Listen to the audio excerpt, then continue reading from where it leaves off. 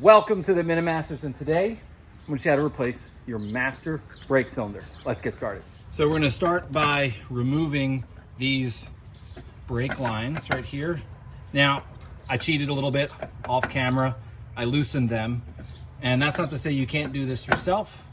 It just took quite a bit of effort to move it, and then that was it. That's one. And then just for your own reference, that was 5/8. I'm gonna come in here with 7/16. Same thing, I broke these off earlier.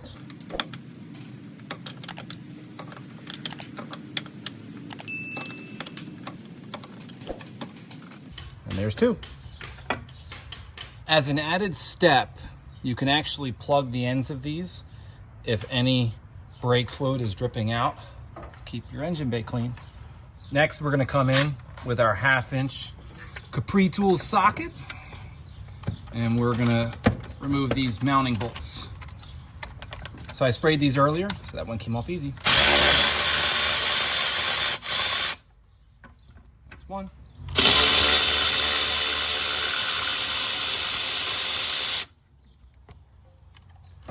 And that's two.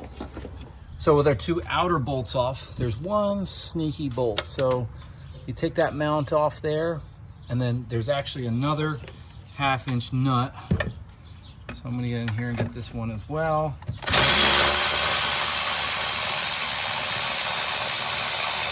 So at this point, there's nothing holding this on, so it should just come right off. There we go.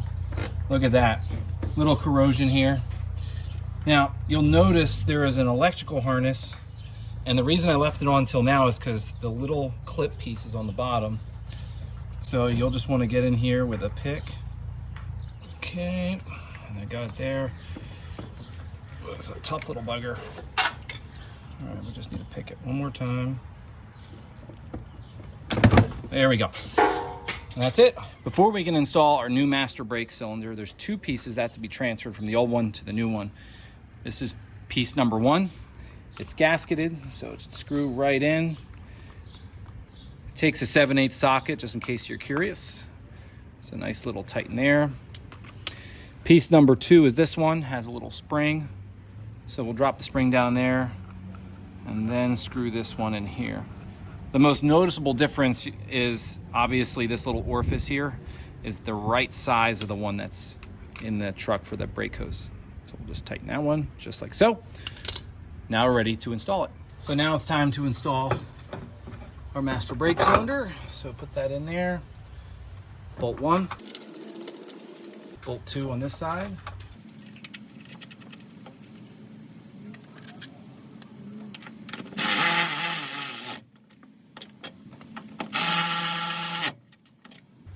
Then we take our little retainer,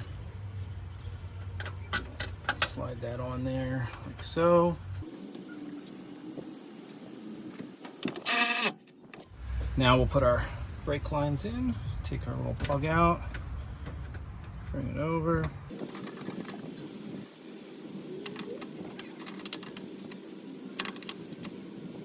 Okay, one down. Time for our second one.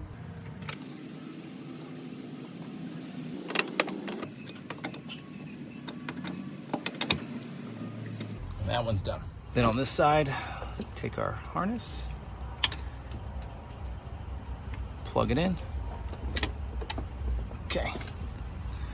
Now, this piece was not on the previous master cylinder. This is your cruise control brake sensor. So when you hit the brakes hard enough, the fluid hits there and it triggers the sensor and it kills your cruise control. This is actually the reason why I'm installing this master brake cylinder.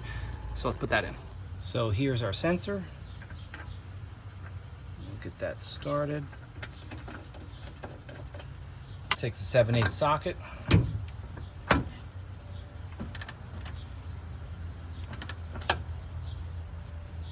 There we go.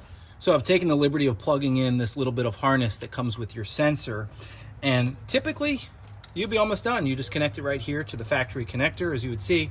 But Ford issued a recall on this assembly because fires were starting in the engine bay. And so they issued this extra bit of harness. There's the part number. And basically that fits between both those pieces. So we're gonna take this one right here and we're gonna plug that one in there. And then we're gonna take this end and we're going to plug that into here. And really what you notice, other than the extra wire, there's an inline fuse. So I'm assuming that fixed the engine fires. So there you go, guys. That is how you install a master brake cylinder. Now it's time to bleed the brakes so it'll actually work. Real quick, guys, if you like my channel and you want to support it, I am selling t-shirts, front and back, 4 kinds of stickers, more in the future. If you want some for yourself, check out the link in the video description below, and let's get back to the video. All right, guys, so it's time to bleed the brakes. So whenever you bleed the brakes on your truck or really any vehicle, you want to start the furthest possible brake system from the master cylinder, which is in your engine bay. So I'm starting here at the passenger side rear, then I'll go to the driver side rear, then I'll go to the passenger side front, and then I'll finish at the driver side front.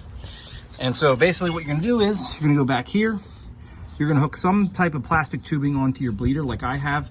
This is a special setup from a power brake bleeder, so you won't necessarily have this little black piece. Also, your bleeder probably all rusty and nasty, so good time to put a new one in. So I'll put that guy back on there. So then you want this draining into something clear, like I have, and you're ready to go. Depending on what size bleeder you have, you want to get yourself a wrench, because obviously you can't put a socket on there, because how these work is you loosen them, they bleed out, and then when you tighten them, it cuts off the flow.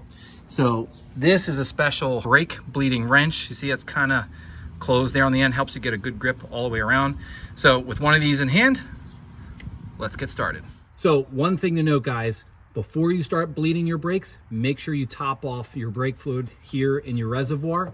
And then every time you go through a bleeding exercise, so pump, pump, pump, and then you shut off the bleeder, go back, check the level, add more if needed, because you can run this dry and then you got to start all over again. So keep an eye on that.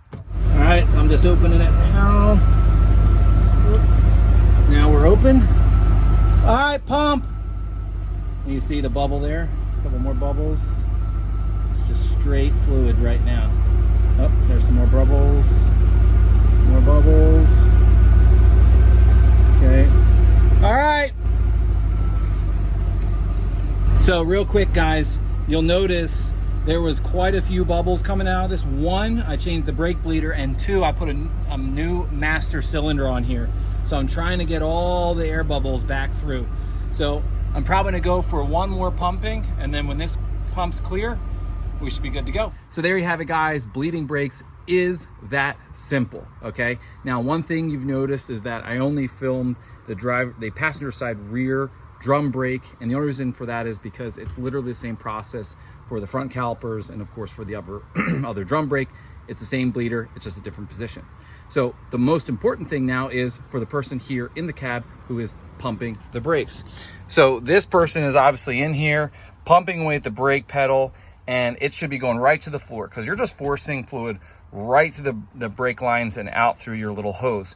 When the person closes off the bleeder, that push on the pedal should be nice and firm. If it isn't, and it takes a couple of pumps to get it firm, that tells you there's still air in the lines and you need to repeat the bleeding process. Now, again, you get a firm brake pedal that first time, you switch and you go to the next brake system until it's firm, just like that, all the way around.